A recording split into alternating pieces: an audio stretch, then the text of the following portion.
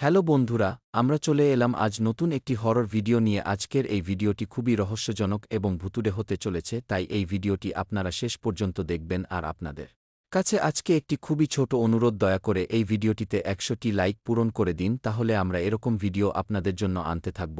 আর কিছু বলছি না, এবারে আমাদের ভিডিও শুরু করছি। আপনারা উপভোগ করুন সেই ভুতুড়ে বাড়ি।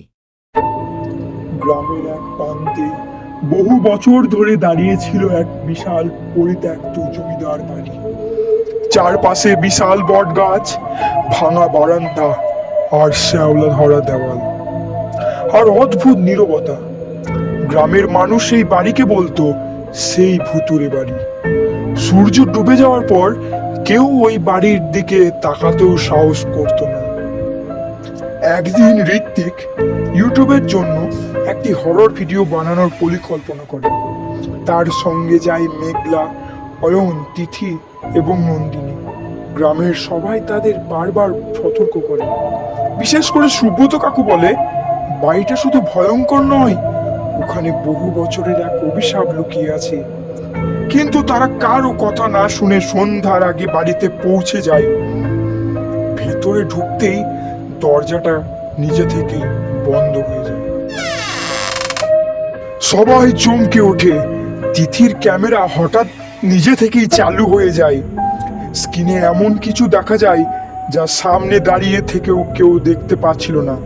একটি সাদা পোশাক পরা মেয়ে ধীরে ধীরে সিঁড়ি বেয়ে নামছে। হঠাৎ করেই পুরো বাড়িতে ফিস ফিস করে কণ্ঠ ভেসে আসে, ফিরে যাও।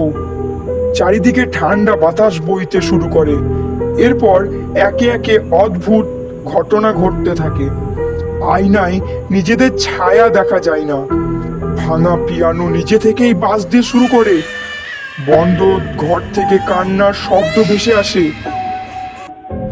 ভয়ে সবাই একসঙ্গে থাকার চেষ্টা করে। হঠাৎ নন্দিনী একটি পুরনো ডায়েরি খুঁজে পায়। ডায়েরিতে লেখা ছিল, বহু বছর আগে এই বাড়ির মালিক লোভের বশে এক নির্দোষ মেয়ে এবং তার পরিবারকে মিথ্যে অপবাদ দিয়ে হত্যা করেছিল। মৃত্যুর আগে সেই মেয়েটি বলেছিল, যতদিন সত্য প্রকাশ না হবে ততদিন এই বাড়িতে কেউ শান্তি পাবে না। সবাই বুঝতে পারে ভূত আসলে প্রতিশোধ নয়, ন্যায় বিচার চাই। তারা সিদ্ধান্ত নেয় সত্যটা প্রকাশ করবে। কিন্তু ঠিক তখনই পুরো বাড়ি কেঁপে ওঠে। দরজা জানলা একসাথে বন্ধ হয়ে যায়। চারিদিক অন্ধকার। মেঘলা হঠাৎ সিঁড়ি থেকে পিছলে পড়ে যায়। এক মুহূর্ত দেরি না করে ঋত্বিক দৌড়ে গিয়ে তার হাত ধরে ফেলে।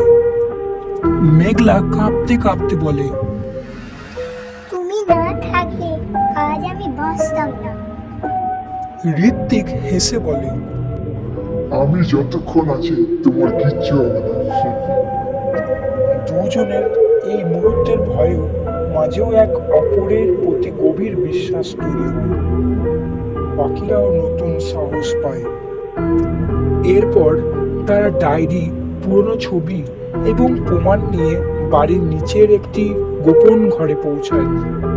সেখানে বহু বছর আগে সত্য সব প্রমাণ লুকিয়েছিল। ঋত্বিক জোরে বলে, আজ থেকে সত্য লুকিয়ে থাকবে না। তোমার প্রতি হওয়া অন্যায়ের বিচার হবে।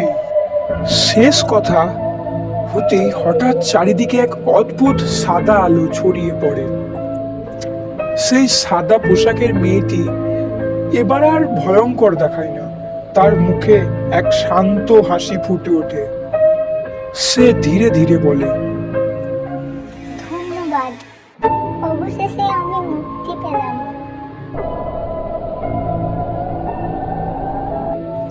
এক মুহূর্তের মধ্যে পুরো বাড়ির পরিবেশ বদলে যায়।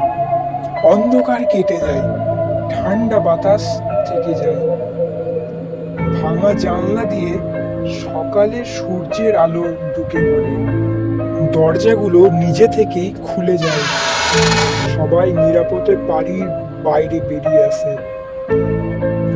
কয়েকদিন পরে সেই বাড়ির ইতিহাস গ্রামের মানুষ জানতে পারে। নির্দোষ পরিবারটি স্মৃতিতে সেখানে একটি ছোট্ট স্মৃতিসৌধ তৈরি করা হয়। ঋত্বিক ও মেঘলা একসঙ্গে নতুন জীবন শুরু করার সিদ্ধান্ত নেয়। অয়ন, তিথি এবং নন্দিনীও সেই ঘটনার পর আরো ঘনিষ্ঠ বন্ধু হয়ে ওঠে। ঋত্বিক ও মেঘলা একসঙ্গে নতুন জীবন শুরু করার সিদ্ধান্ত নেয়। অয়ন, তিথি এবং নন্দিনীও সেই ঘটনার পর আরো ঘনিষ্ঠ বন্ধু হয়ে ওঠে। গ্রামের মানুষ আর বাড়িটিকে ভূতুরে বাড়ি বলে না, তারা এখন তাকে বলে মুক্তির বাড়ি। কারণ কখনো কখনো সবচেয়ে ভয়ঙ্কর অন্ধকারের শেষ হত্যা সাহস এবং ভালোবাসায় আলো হয়ে ফিরে আসে।